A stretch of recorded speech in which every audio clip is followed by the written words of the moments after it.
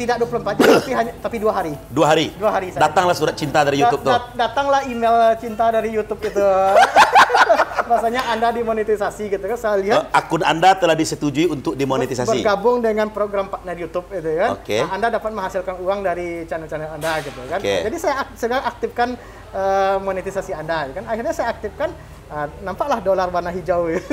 Jangan-jangan kau menyerah, kuatlah jatuh bangun dan bangkitlah. Kau bisa kemenangan menantimu di ujung perjuangan. Bismillahirrahmanirrahim. Assalamualaikum warahmatullahi wabarakatuh. Alhamdulillah di sana bersuah balik kita di channel kebanggaan kita, di acara kesayangan kita bersama, yaitu Ota Boneh, Ota nan barisi, Ota nan mengandung inspirasi. Sanak-sanak sekalian, episode Ota Boneh kali ini kita akan berbincang dengan bahasa Indonesia, karena konten yang akan kita bahas ini kita berharap bisa dinikmati semua kawan-kawan di seluruh tanah air. Kita akan ngobrol dengan seorang yang menurut saya sangat inspiratif. Beliau ini seorang pegawai negeri sipil, tapi belakangan terjun ke dunia YouTube.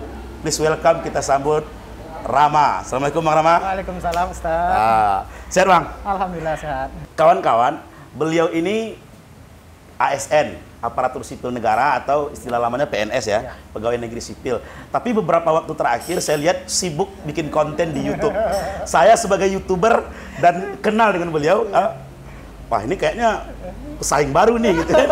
Maka kita sering WA-an dan akhirnya hari ini kita janji untuk collab. Karena memang zaman sekarang itu kalau mau maju nggak ada alasan kecuali kolaborasi dalam hal apapun. Oke, Pak Rama. Ya. PNS bagi banyak orang itu kerjaan yang jelas gitu. Tanggal 1 mau hujan, mau gimana pun cuaca, rekeningnya masuk gitu kan. Kok tiba-tiba kepikiran pengen jadi YouTuber gitu? Iya, betul. Gimana ceritanya? Jadi begini Pak Ustadz, saya adalah orang yang paling sibuk mungkin di kantor dulunya ya. Oke. Tapi sejak saya pindah ke dinas sosial, itu intensitas pekerjaan itu mulai berkurang. Gitu ya. Sebelumnya di Sekretaris Dewan ya? Sekretaris DPRD, itu saya paling sibuk itu. Mungkin tiap hari itu ada apa juga anggota DPRD sini. Tiap hari mungkin bekerja di situ gitu. Dan saya memang terbiasa untuk sibuk. Jadi ketika saya pindah, intensitas pekerjaan itu sedikit agak berkurang gitu. Turun sama sekali turun gitu. Jadi saya berpikir saya tidak bisa berdiam seperti ini gitu kan. Kemudian saya berpikir lagi, apa yang harus saya lakukan agar aktivitas saya ini bisa bermanfaat gitu. Makanya saya berpikirlah untuk jadi YouTuber. Jadi alasan utamanya itu karena memang terbiasa sibuk, tahu-tahu dimutasi, dipindah tugaskan ke kantor lain yang intensitas kesibukannya lebih rendah. Nah, jadi sebenarnya jadi YouTuber itu yang penting dulu hobi dulu ya. Hobi ya. Saya kira tadi karena kurang duit gaji nih.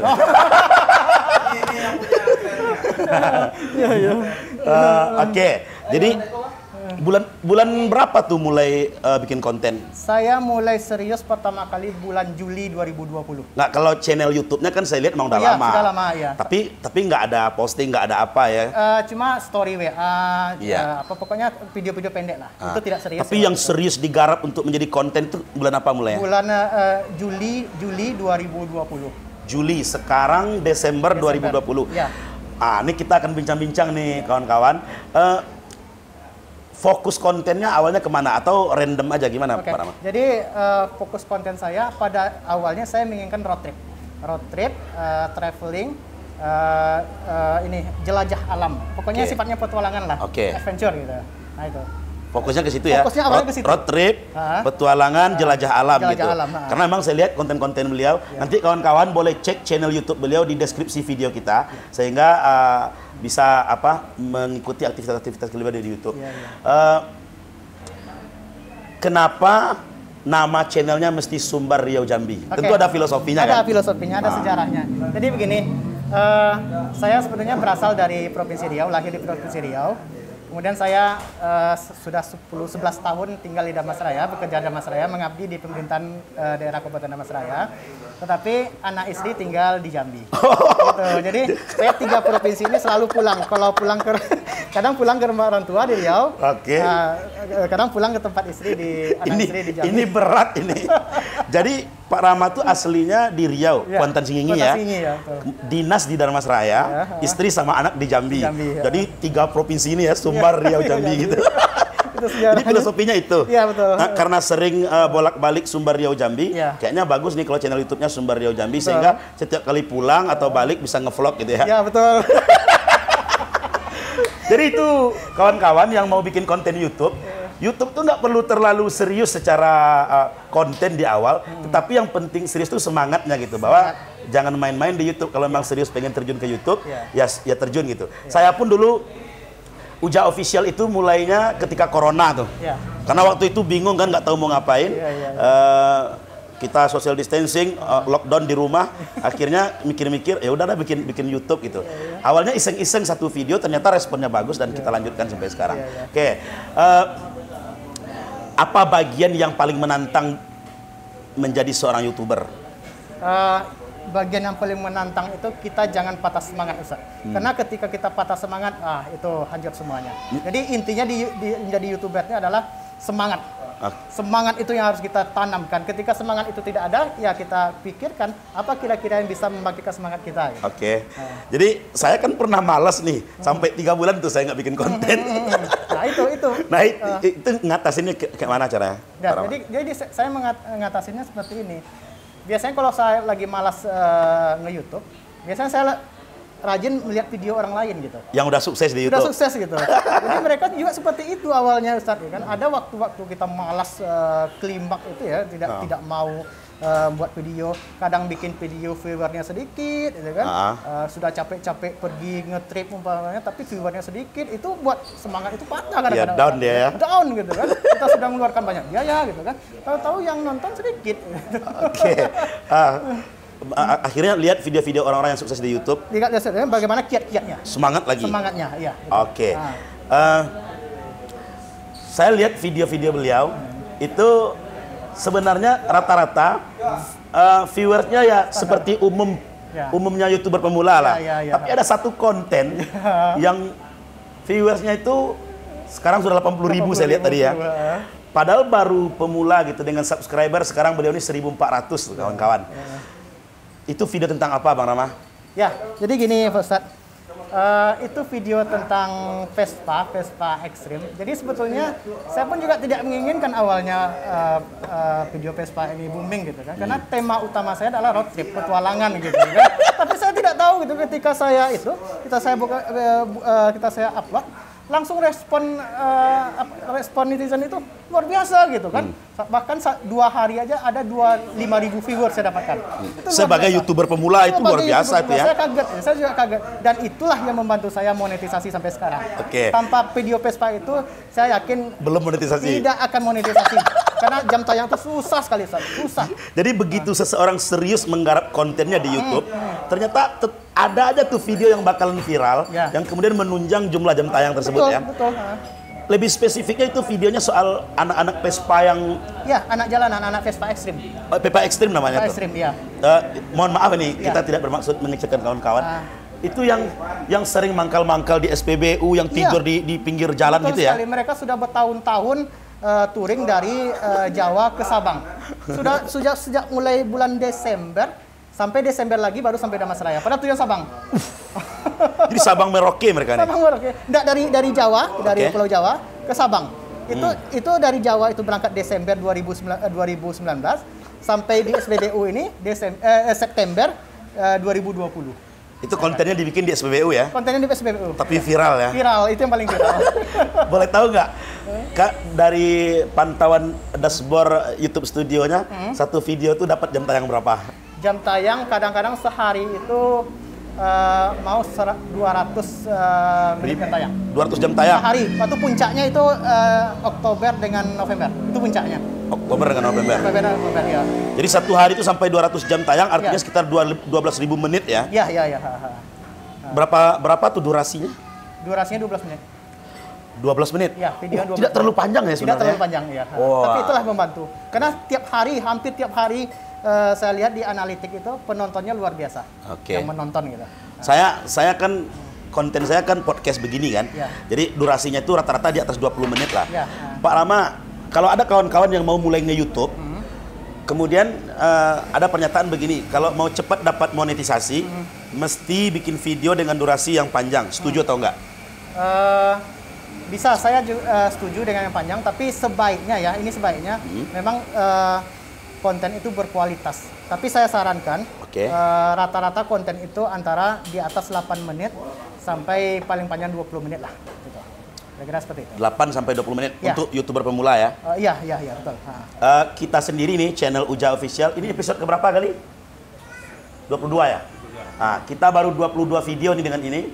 Insya Allah beberapa hari ke depan kita sudah monet, insya Allah. Insya Allah, amin. Biasanya minta doa juga nih. Amin. Jadi kawan-kawan, beliau ini belakangan loh dari saya. Saya mulai itu April. Iya. Beliau ini mulainya Juli. Bulan apa di monet? Bulan November. November. Pas saya sedang diisolasi. Jadi ada kabar baik. Ketika saya buka video, sudah ada dolar hitam. Artinya dolar hitam kan sudah dimonet. Akhirnya saya aktifkan dolarnya, akhirnya warnanya jadi hijau. Dan dolar hijau ini ditunggu-tunggu semua YouTuber dan konten kreator. Betul sekali, dolar hijau yang kita tunggu-tunggu. Saya tadi kan buka video Pak Rama tuh. Ya. Satu video tuh sudah ada 2-3 iklan loh. Iya, betul. Yang tampil gitu. Ya, jadi gini, kalau masalah iklan, makanya kalau bisa di atas 8 menit, kalau di atas 8 menit kita yang ngatur iklan sendiri. Tapi jadi kalau kita bisa taruh tuh? Bisa kita yang menaruh iklan. Tapi kalau di bawah 8 menit, itu otomatis dari YouTube ya? Oke.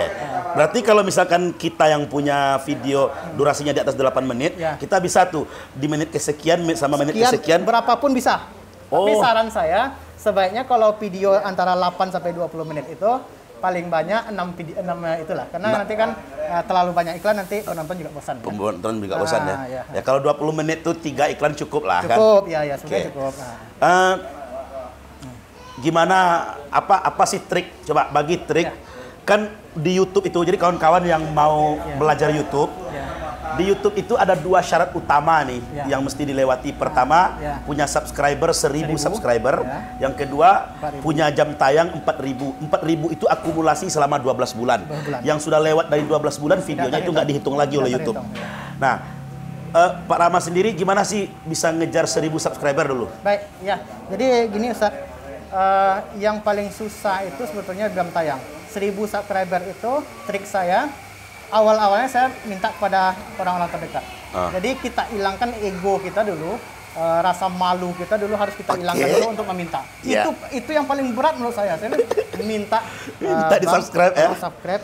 Itu sangat malu sekali Ustaz. Itu pakai WA tuh? Pakai WA grup keluarga. Sama lah, sama malu saya juga gitu. Jadi saya sampaikan pertama dalam grup keluarga, tante, om, adik-adik, mohon dibantu subscribe channel YouTube baru kami gitu kan. Nah, itu. Jadi ngejapri satu-satu, minta tolong di-subscribe gitu ya. Jadi itu saya mulai tadi bulan Juli, itu kondisinya baru 2 subscriber. Juli itu 2 subscriber? 2 subscriber.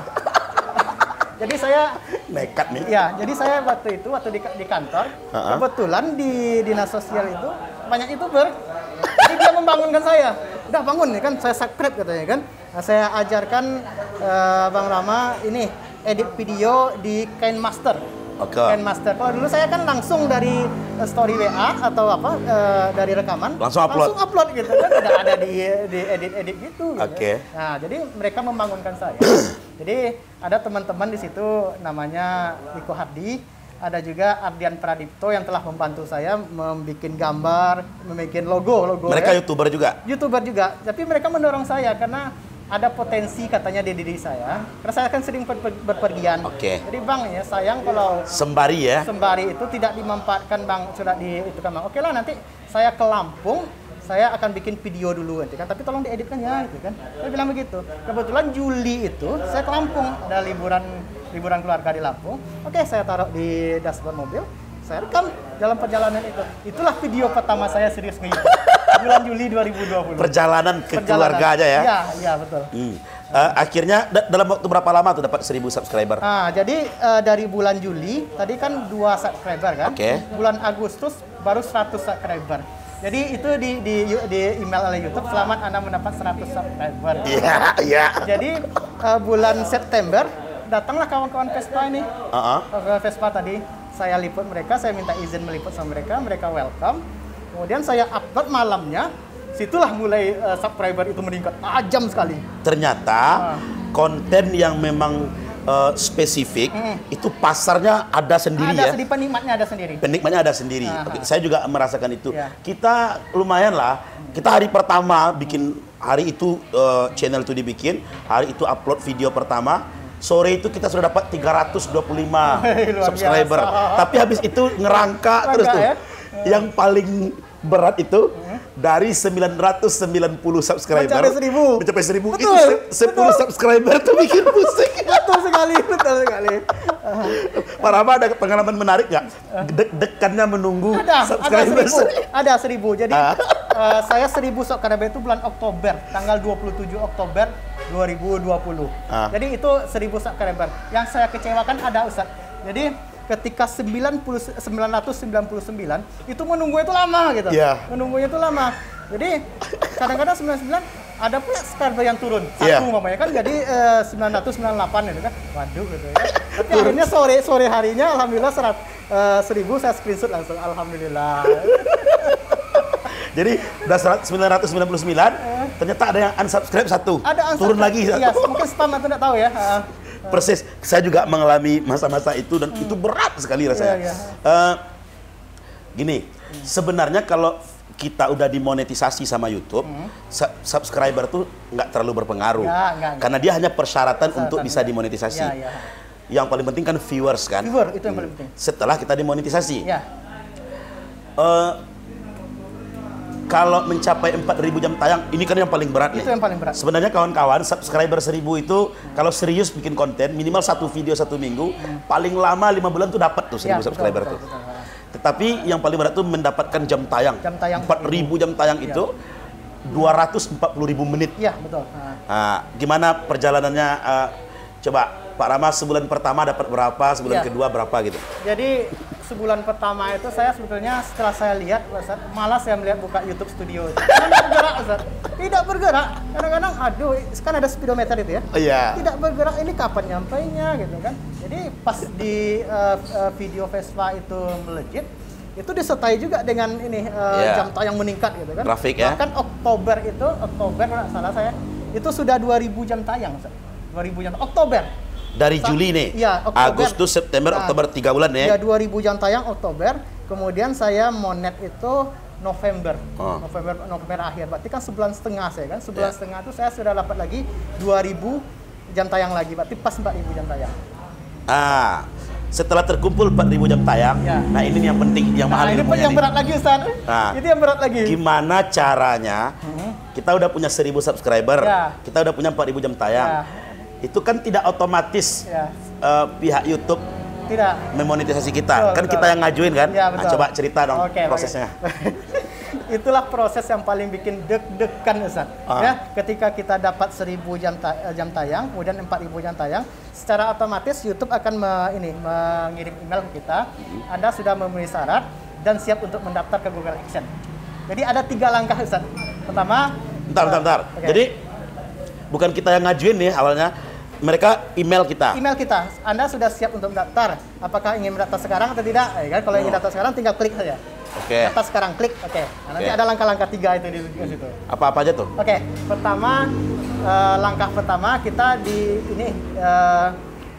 hanya checklist saja, gampang sekali langkah pertama, checklist setuju tidak gitu kan dengan semacam kuesioner ya? Ya, peraturan YouTube lah. Langkah kedua, kita dikaitkan dengan Google Action, Google AdSense. Channel YouTube kita dikaitkan dengan Google AdSense. Itu menunggu Ustaz. Jadi setelah dikaitkan, nanti kita akan menunggu lagi. Itu proses itu kita tidak tahu berapa lama menunggunya. Google AdSense ini kita punya akun sendiri atau gimana? Bisa, kalau saya akun sendiri. Tapi menurut pengalaman kawan-kawan bisa juga dari akun yang lain gitu.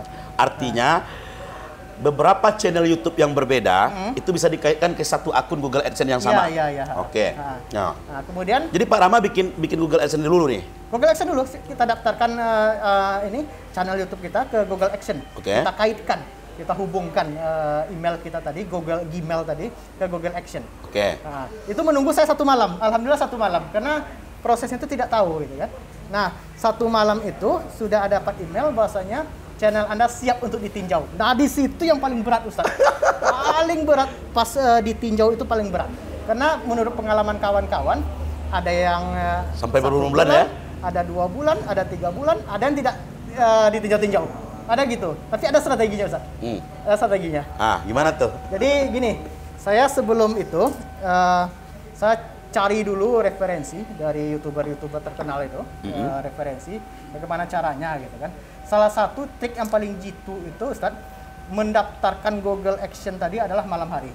Karena malam hari adalah siang di waktu Amerika. Jadi mereka akan cepat merespon itu gitu. Malam hari. Karena dia servernya ke Amerika langsung di Amerika, ya. Berarti kalau kita mau daftarkan Google AdSense kita, itu sebaiknya kita bikin waktu malam hari Indonesia. Waktu malam hari, ya. Sebab itu jam kerja mereka di sana. Iya, betul. Nah, terus? Kemudian saya tambah lagi dengan ini. Menyurati Google Action itu, menyurati YouTube itu. Nanti ada linknya kalau kita ada linknya di buat YouTuber terkenal juga. Ada linknya, kita cari linknya situ, nanti langsung terhubung ke surat itu. Jadi ke surat itu, hello YouTube, good morning. Kita anggap aja kan waktunya siang situ kan, pagi kan. Kita malam sini kan. Good morning YouTube, ya kan. Sampaikan dalam bahasa Inggris bahwasanya kita telah memenuhi 1000 subscriber dan 4.000 jam tayang, ya kan. Mohon segera ditinjau gitu. Jadi disurati YouTube. Disurati. Kalau tidak itu strategi. Saya belum pernah dengar nih yang begini. Itu strategi itu. Bahkan pengalaman kawan-kawan situ ada yang hanya 24 jam monetisasi. Bayangkan. Dari diajukan. Langsung bukan 24 jam, 12 jam malam kita tunggu saja pagi nanti surat bahagia itu datang katanya kan. Saya merinding jadi kalau bicara soal itu gitu kan. Saya lakukan strategi seperti itu. Tidak 24 jam tapi 2 hari. 2 hari. Datanglah surat cinta dari YouTube tuh. Datanglah email cinta dari YouTube itu. Rasanya Anda dimonetisasi gitu kan. Saya lihat akun Anda telah disetujui untuk dimonetisasi. Bergabung dengan program partner YouTube itu kan. Nah, Anda dapat menghasilkan uang dari channel-channel Anda gitu kan. Jadi saya aktifkan monetisasi Anda kan. Akhirnya saya aktifkan, nampaklah dolar warna hijau. Baru keluar dia dolar warna hijau tadi. Bang Rama, kapan persisnya Bang Rama tahu berapa sih jarak waktunya sejak menerima email dari YouTube bahwa akun Anda telah disetujui untuk dimonetisasi? Terus kapan pertama kali ngelihat video saya ternyata udah ada iklannya loh gitu? Baik, ini. Kan ini yang ditunggu banyak YouTuber nih. Betul. Jadi Jumat kalau tidak salah saya tanggal 26 November, 26 atau 27 ya, sekitar itulah. Jadi Jumat saya mendaftarkan malam-malam itu, ya kan? Sabtu ini masa-masa COVID tadi nih ya? Masa COVID, saya sudah sweat Rabu. Padahal masa COVID itu, Jadi Rabu saya sweat, Jumat itu saya sudah mencapai 4.000 jam tayang. Langsung saya daftar, saya telepon kawan-kawan sudah pengalaman. Akhirnya kawan-kawan itu banyak lupanya gitu kan. Akhirnya saya banyak belajar sendiri gitu. Tapi ada kawan namanya Ardi Project, teman-teman YouTuber juga, yang menyarankan malam Bang gitu kan. Sebaiknya malam untuk daftar itu. Oke, saya tunggu malam. Akhirnya hari Jumat malam itu saya daftar. Sabtu pagi saya channel saya sudah ditinjau. Jadi di situ dikatakan channel Anda mungkin bisa jadi mengalami keterlambatan karena saat kondisi global saat ini, berarti COVID kan, bisa jadi seperti itu katanya, bisa ada keterlambatan itu kan. Jadi Sabtu mulai ditinjau, Minggu saya masuk isolasi, Senin alhamdulillah Senin malam alhamdulillah datanglah surat cinta dari dari YouTube itu. Dan itu langsung ada iklannya langsung. Langsung ada iklan setelah diaktifkan. Saya ada iklan pertama itu dulu saya rekam dulu rekaman entah kemana. Itu Bang Rama yang pertama kali ngelihat iklannya atau orang lain yang ngasih tahu, channel lu ada iklannya nih gitu. Kita kan pada prinsipnya tidak boleh melihat video kita sendiri. Jadi saya pakai akun teman. Saya lihat di situ, alhamdulillah ada iklan gitu kan, luar biasa rasanya gitu, hilanglah rasa itu capek tadi itu ya selama itu gitu kan, itu bersemangat lagi untuk bikin konten ya. Sangat semangat. Mungkin itulah yang buat saya sembuh, itu semangat itu tadi lah gitu. Tapi gara-gara nge-YouTube kan tidak terabaikan pekerjaan kantor kan? Tidak sama sekali tidak. Berarti kawan-kawan yang pegawai negeri, yang guru, yang apapun profesinya, kalau pengen nge-YouTube itu sebenarnya tidak mengganggu pekerjaan rutin ya. Betul. Pertanyaan terakhir gini. Apakah YouTube untuk saat ini dan next time itu menjanjikan secara finansial? Sangat menjanjikan Pak Ustadz, dengan catatan kita harus konsisten. Konsisten ya? Kalau kita tidak konsisten, otomatis jam tayang itu akan stagnan. Hanya bertambah sedikit. Akhirnya apa? Dolar kita pun juga akan sedikit gitu. Jadi saran saya, kepada YouTuber pemula yang baru monetisasi, upload video sebanyak-banyaknya. Kalau perlu dijadwalkan, karena ini YouTube itu suka melihat yang terjadwal. Iya, betul sekali. Terjadwal, umpamanya seminggu itu kita jadwalkan 2 kali atau 3 kali, dan tentukan jamnya kalau bisa. Katakanlah Rabu sama Sabtu nih, konsisten di jam yang sama. Konsisten di jam yang sama, seperti film-film itu. Itu YouTube sangat senang sekali seperti itu. Nah, jadi dari situ biasanya YouTube akan merekomendasikan video kita. Nah, apabila dimunculkan di beranda ya. Dimunculkan di beranda, itu yang sulit Ustaz. Mendapatkan rekomendasi YouTube itu di beranda. Kalau sudah rekomendasi di beranda, otomatis orang akan melihat itu. Apalagi ditambah thumbnail kita umpamanya bagus. Menarik ya. Pasti orang akan klik gitu. Oke. Ada nggak sih pengalaman kena copyright? Copyright ada. Ada. Nah. Jadi ini ya bagi kawan-kawan YouTuber pemula, sebelum monetisasi, sebelum channel ditinjau ya, sebaiknya konten-konten yang mengandung copyright itu dihapus saja atau dipribadikan. Itu bisa caranya lihat di YouTube Studio. Ya. Bisa dirubah settingannya ya. Bisa dirubah. Jadi copyright itu kawan-kawan, misalkan kita ngambil video orang, kemudian kita upload di akun kita, maka itu oleh YouTube dibaca dalam sistem YouTube itu copyright. Kalau bagi orang-orang yang sudah monetisasi nih, itu duitnya bisa masuk ke yang punya video pertama. Jadi misalkan Pak Ramani punya video, saya download video beliau, kemudian saya masukkan di channel YouTube saya, itu duitnya masuk ke video ke YouTube beliau, bukan ke YouTube saya gitu. Maka bagi para YouTuber pemula, buatlah video yang milik Anda sendiri. Jangan mengambil video orang lain. Saya punya pengalaman buruk. Kita udah bikin video sendiri nih dengan salah seorang narasumber kita dengan pekerjaan yang luar biasa, perusahaan ternama, tapi ternyata kemudian perusahaannya keberatan itu ditayangkan. Padahal saya sudah mendapatkan ribuan viewers dari video dia itu. Tapi kemudian narasumbernya nelpon saya, dia bilang, "Pak, kalau bisa hapuslah video saya karena perusahaan menegur saya," katanya. Akhirnya saya hapus itu video, tapi hebatnya YouTube, meskipun video itu sudah dihapus, tidak menghilangkan jam tayang. Jadi video yang sudah dihapus itu tidak menghilangkan jam tayang. Kalau ada video-video kita yang ngambil video orang lain yang kena copyright, sebaiknya itu dihapus saja untuk keamanan akun kita, dan tidak perlu khawatir karena itu tidak menghilangkan jam tayang. Saya sudah cek betul tuh, saya tongkrongin YouTube Studionya, ternyata jam tayang tetap bertahan segitu. Nah gitu.